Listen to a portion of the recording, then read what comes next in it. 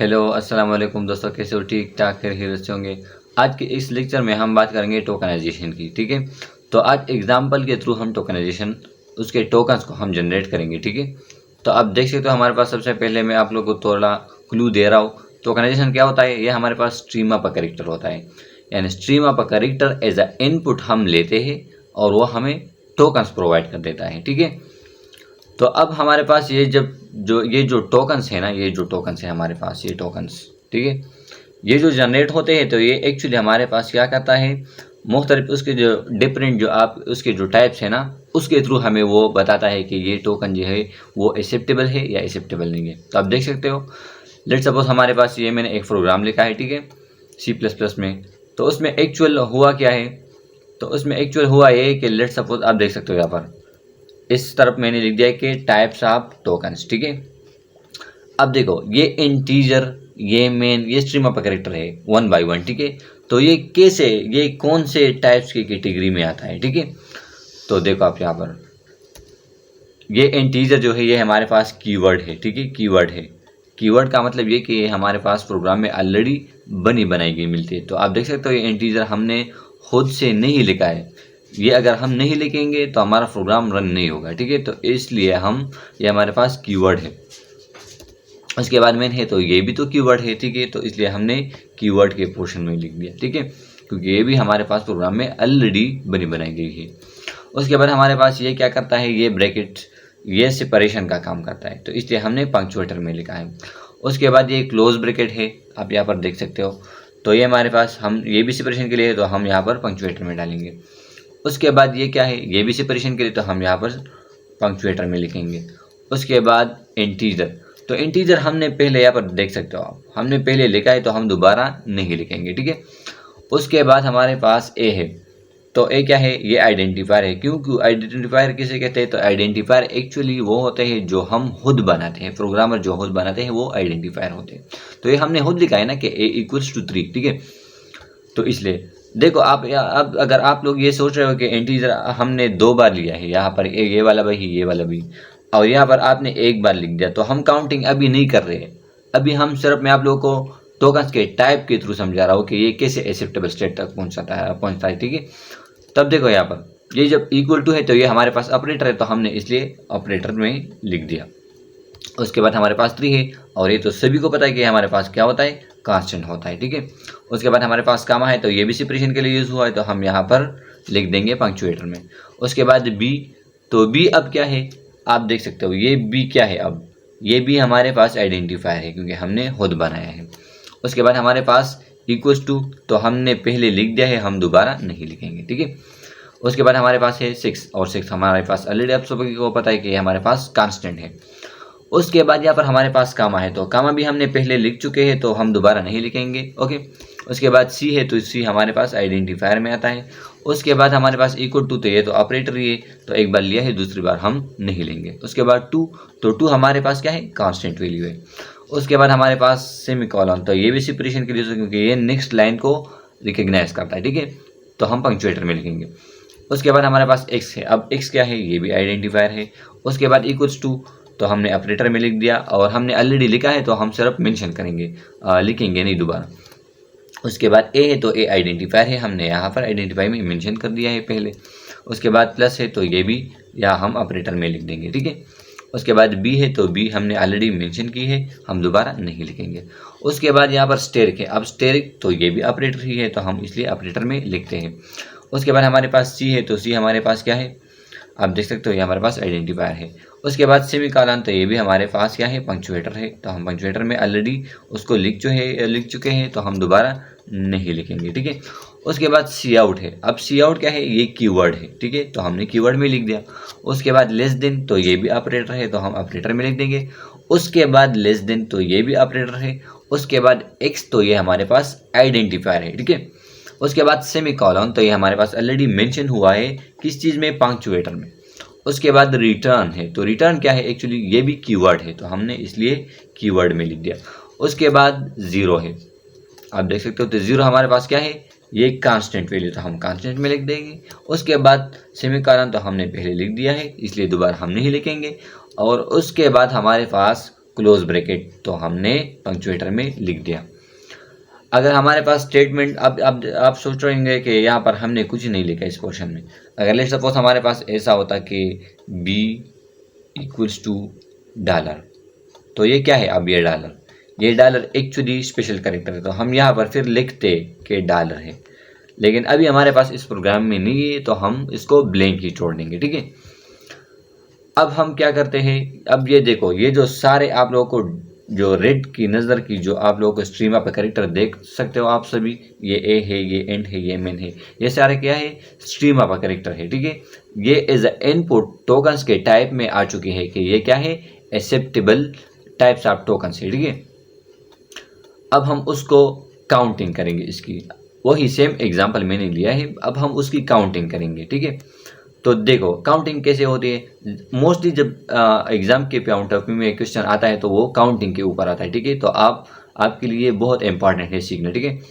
तो टोकन हम कैसे काउंटिंग करते हैं इसकी, तो देखो इंटीजर एक्चुअली क्या है? ये हमारे पास 1 नंबर टोकन है, ठीक है।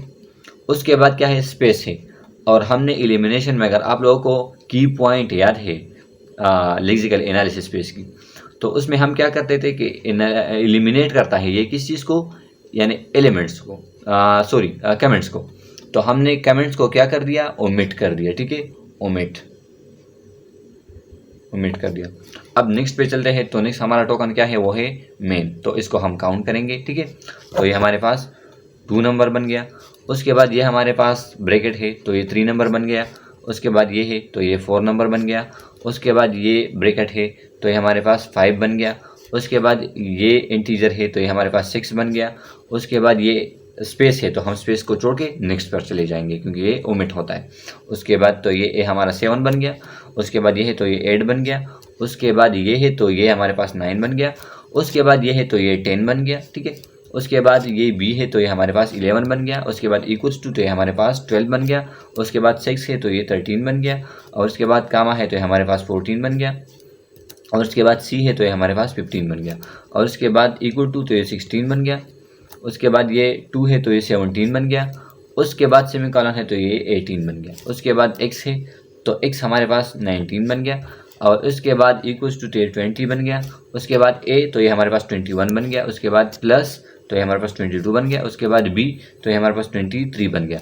और उसके बाद स्टेरिक, तो ये हमारे पास मल्टीप्लाई के रिड्यूस हुआ है, तो ये 24।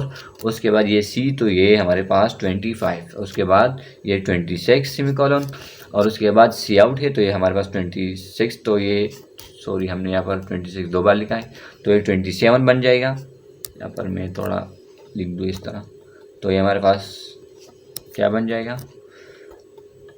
27 बन गया, ठीक है। 27। उसके बाद ये हमारे पास 27 था, तो ये 28 बन गया, ठीक है।